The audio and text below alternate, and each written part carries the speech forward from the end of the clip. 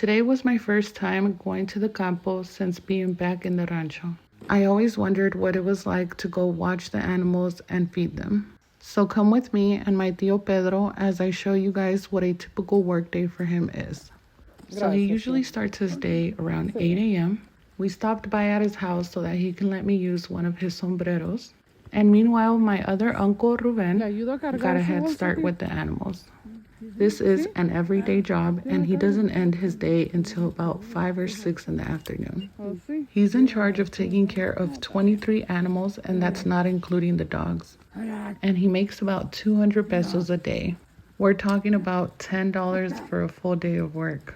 I remember when I first started content creating, I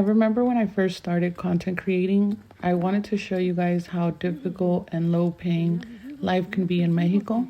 Now, of course, that doesn't mean that all of Mexico is like this. I think this is more common in the pueblos or the ranchos.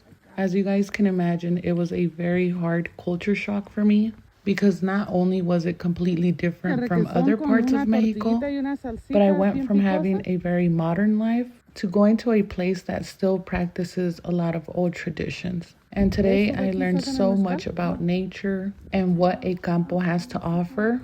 I will be making a part 2 to this video showing you guys all the things you can find in a campo. Those are the tunas, but apparently none of them are ready to food. Debe ser la plantita como la que pegaban los maestros.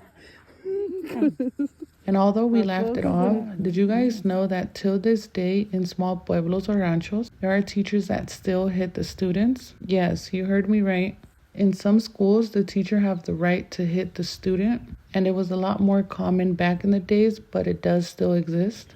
So taking care of the animals basically means you take them out to the campos and let them eat almost all day long, and it's basically a lot of walking.